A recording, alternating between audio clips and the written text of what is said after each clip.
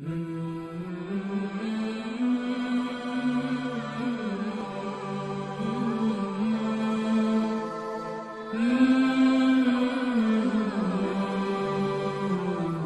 اللہ الرحمن الرحیم نحمدہ ونصلی علی رسولہ الکریم۔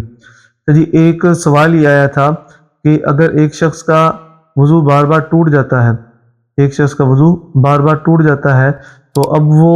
کیسے نماز پڑھے گا؟ نماز پڑھنے کا طریقہ کیا ہوگا کہ جو ہے نا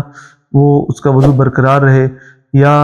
وضو کتنے وقت کے لیے وہ کر سکتا ہے، کیا حکم ہے اس کا؟ تو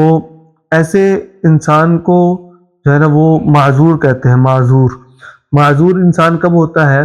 کہ انسان جس مرض میں مبتلا ہے، جیسے مثال کے طور پر بار بار اس کی ہوا خارج ہوتی رہتی ہے، تو اب اس کا اتنا وقت اس کو نہیں ملا پوری نماز کا وقت گزرنے کے دوران کہ جتنے میں وہ وضو کر کے فرض ادا کر سکے، اتنا اس کو وقت نہیں ملا، تو اس صورت کے اندر اب یہ معذور ہو گیا۔ تو جب یہ معذور ہو جاتا ہے تو اب اس کا وضو جو ہے نا، مثال کے طور پر جس وجہ سے معذور ہوا، جیسے میں نے مثال دی کہ جی ہوا اس کی خارج ہوتی رہتی ہے، تو اس صورت کے اندر وہ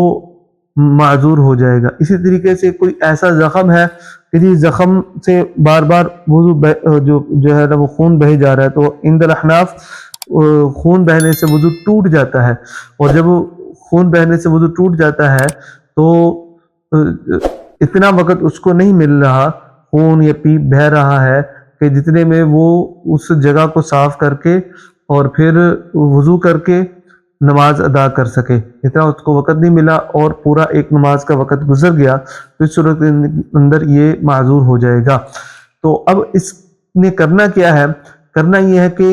ایک وقت داخل ہو، جیسے مثال کے طور پر فجر کی نماز کا وقت داخل ہو، فجر کی نماز کے لیے اس نے وضو کرنا ہے، اور اس کے ساتھ وہ نماز ادا کرے گا اور قرآن پاک پڑھے گا وغیرہ وغیرہ، جو بھی اس کے کام ہے وضو والے، تو وہ سارے کر سکتا ہے۔ لیکن جیسے ہی فجر کی نماز کا وقت ختم ہوگا تو اس کا وضو بھی ٹوٹ جائے گا، ٹھیک ہے؟ تو اس کے بعد اس نے اگر وضو کرنا ہے تو دوبارہ جو ہے نا وہ کوئی عمل کرنا ہے، وہ نوافل وغیرہ ادا کرنے ہیں، قرآن پاک پڑھنا ہے، تو دوبارہ وضو کرے گا۔ اسی طریقے سے ظہر کی نماز کے وقت اس کو اتنا وقت نہیں ملا کہ جی یہ جس میں اپنا وہ جو حدث اس کو لاحق ہو رہی ہے وہ روک کر جو ہے نا وضو کرے اور جو ہے نا وہ نماز ادا کرے، فرض نماز ادا کر لے، اتنا اس کو وقت نہیں مل رہا۔ اب یہ کیا کرے گا؟ بالکل نماز کو اخیر وقت تک انتظار کرے گا، نماز کا وقت اخیر ہونے تک انتظار کرے گا، اتنی دیر پہلے کہ جتنی دیر میں وضو ہو سکے اور نماز مسنون طریقے سے ادا کی جا سکے، اتنی دیر پہلے یہ وضو کرے گا اور نماز ادا کر لے گا۔ جیسے نماز کا وقت ختم ہوگا تو اس کا وضو بھی ختم ہو گیا، اور یہ معذور چونکہ بن چکا ہے، اب یہ وضو کر لے گا عصر کی نماز کے لیے، تو عصر کی نماز سے لے کر مغرب تک وہ سارے اعمال وہ کر سکتا ہے جو کہ جس کے لیے وضو ضروری ہوتا ہے۔ اس طریقے سے جیسے ہی مغرب کی نماز کا وقت داخل ہوا تو اب اس کا وضو ٹوٹ گیا، اب اس کو چاہیے کہ نیا وضو کرے، اور مغرب سے لے کر عشاء تک، عشاء کی وقت داخل ہونے تک اس کا وضو برقرار ہے، ٹھیک ہے؟ بیچ میں بھلے اس کو حدث وہ جس کی وجہ سے یہ معذور ہوا ہے، جیسے میں نے عرض کیا ہے کہ یہ جو ہوا اس کی خارج ہوتی رہتی ہے، یا اس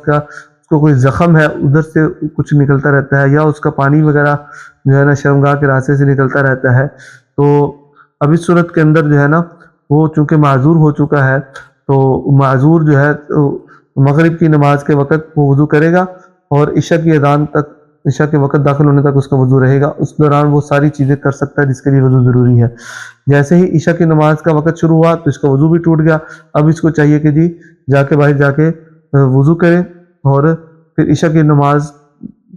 کا وقت جب ختم ہوتا ہے طلوع صبح صادق تک، تب تک جو ہے نا اس کا وضو برقرار ہے، تب تک یہ ہر کام وہ کر سکتا ہے۔ اگر یہ وضو مطلب کہ اس کے علاوہ جو جس حدث کی وجہ سے جو ہے نا یہ معذور قرار دیا گیا ہے، اس حدث کے علاوہ کوئی اور حدث پیش نہیں آئی، صرف یہی پیش آئی ہے، تو اس صورت کے اندر اس کا وضو صرف وقت کے